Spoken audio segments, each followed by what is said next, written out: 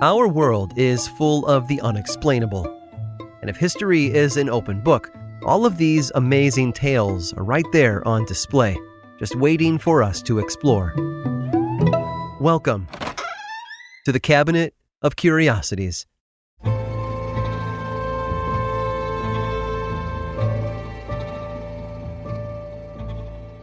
Oliver wasn't like everybody else. From the time he was born in 1957, he stood out from the pack, literally. It was his unique mannerisms that caught the eyes of Frank and Janet Berger in 1970.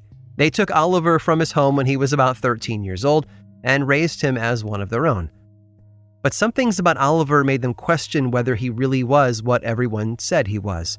For one, his face was quite flat, and he had a tendency to walk on two legs rather than with the aid of his arms. Oliver wasn't human. But then again, he wasn't supposed to be. Oliver was a chimpanzee, taken from the Congo by a couple of trainers who had hoped to work with him and study him. They soon realized that Oliver had been born different from his fellow apes in the Congo.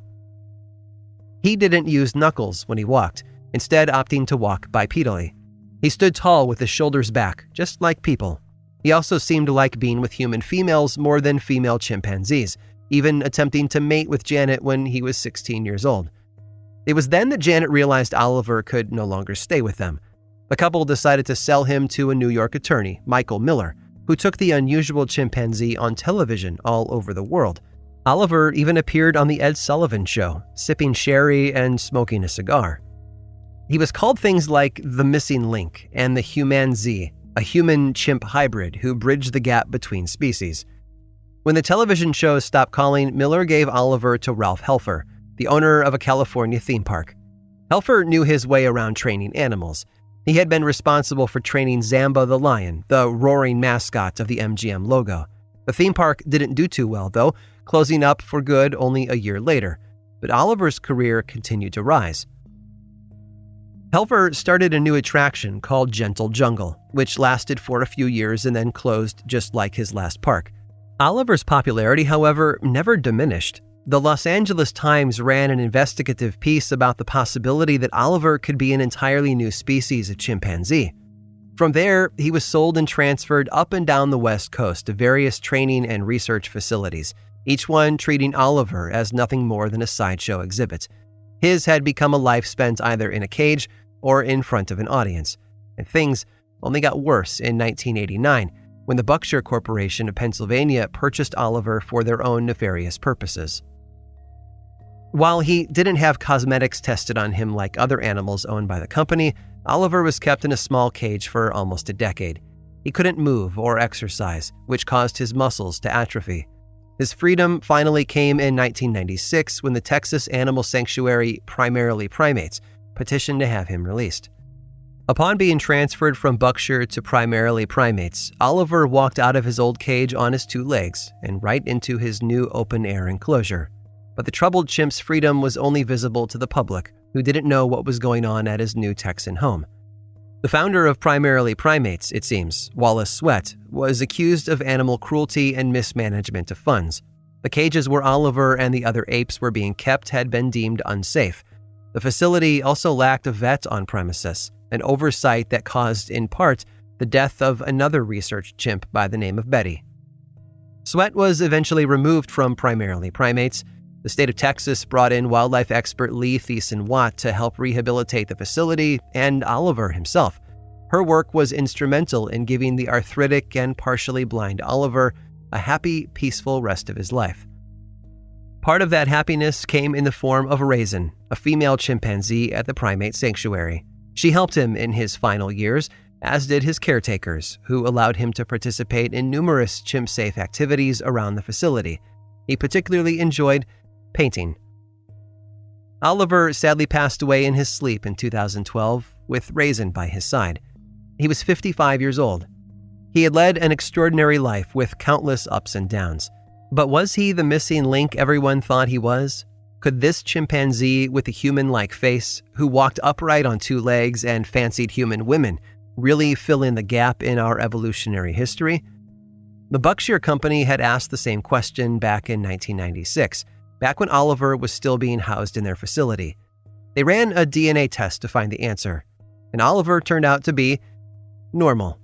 He had the standard 48 chromosomes that all chimpanzees possessed.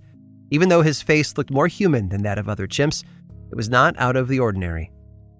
Oliver just wanted to be more like his human counterparts, despite experiencing the exact opposite of humanity from them. He wasn't the human-Z, or even the missing link. Oliver was just a living creature.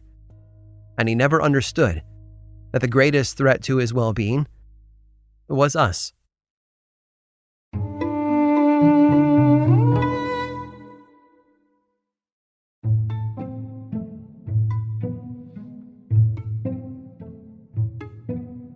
When we think of the lasting devastation of World War II, we tend to think of Hiroshima and Nagasaki. The two Japanese cities were leveled when American forces dropped 2 nuclear bombs, killing hundreds of thousands of Japanese citizens. After the Japanese surrendered on August 15th of 1945 and World War II ended less than a month later, the use of atomic bombs was studied by military experts and scholars alike. There had been numerous ethical questions about unleashing such weapons upon the public. Even J. Robert Oppenheimer, long regarded as the father of the atomic bomb, famously quoted the Bhagavad Gita when he remarked, "Now I am become death, the destroyer of worlds." He understood that as long as these weapons existed, no one on the planet would be safe. But the A-bomb wasn't the only unethical incendiary device being developed during the war.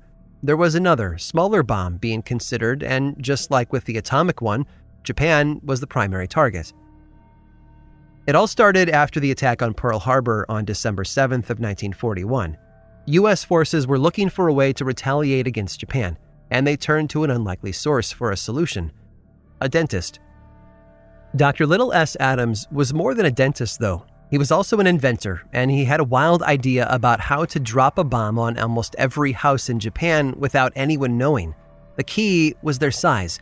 Each bomb was tiny, but could do quite a lot of damage to Japanese homes, which were constructed mainly of paper and wood.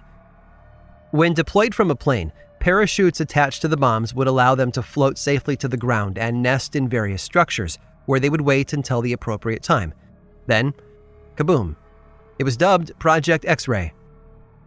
Adams' plan seemed crazy at the time, but his friendship with First Lady Eleanor Roosevelt gave him the clearance to build a team to test it out. Louis Freezer, an organic chemist and inventor of napalm, came on board and was instrumental in designing the bombs themselves. He started by filling a gun cotton case with kerosene. Then he attached a small timed fuse and a trigger that could fire when the timer ran out. Initial tests were a surprising success. In some cases, too successful. Several bombs were launched accidentally, which destroyed a hangar, a fuel tank, and a general's car. The method of deployment required further adjustments to make sure each bomb made it to its destination without going off too early. The Marine Corps pushed Freezer, Adams, and their team back to hard work. 1 million bombs were commissioned to be dropped on Japan as soon as they were ready. However, despite working around the clock to get everything perfect, there was a competition heating up with the folks at Los Alamos. Oppenheimer and the other scientists behind the A-bomb, aka the Manhattan Project, were on the verge of a breakthrough. Since both projects were scheduled to be completed around the same time, and the small bombs had already cost the military upwards of $2 million, Project X-Ray was scrapped. But costs weren't the only factor hindering X-Ray's development. In order for the bombs to find their way into Japanese homes and buildings, they needed to be placed there. Remember, this was long before the age of computer guidance systems and heat-seeking missiles, so more organic methods were considered. Dr. Adams' original plan hinged on one important factor, a factor that could fly into buildings and carry double its own weight. Project X-Ray, the U.S. military's cutting-edge weapon, depended on a secret tool: bats. Thousands and thousands of bats. The bombs, you see, were tied to the bats with wire. When lifted, the weight of each bat would trigger the fuse as it flew into a home and nested in its attic or roof. Prior to deployment in Japan, the tiny flyers would be tucked into ice cube trays and cooled into a deep sleep so that they could be transported safely from the United States. Once over Japan, B-24s would drop thousands of bats at a time, all of which had been placed into bomb-shaped capsules. Parachutes would then float them safely to the ground, where the containers would open, releasing the creatures into Japanese cities to hide and wait. But the project was both financially and ethically a failure. But they weren't the only ones to consider such a method. Coincidentally, British forces were also experimenting with animal-based explosives around the same time. Instead of bats, though, they chose to shove explosives into another type of creature and leave them near German boiler rooms. The belief was that the Germans would get rid of the animals by tossing them into the boilers, which would set off the explosion and cause destruction. And what was their choice of animal? Dead rats. I hope you've enjoyed today's guided tour of the Cabinet of Curiosities. Subscribe for free on Apple Podcasts or learn more about the show by visiting curiositiespodcast.com. This show was created by me, Aaron Mahnke, in partnership with How Stuff Works. I make another award-winning show called Lore, which is a podcast, book series, and television show, and you can learn all about it over at theworldoflore.com. And until next time, stay curious.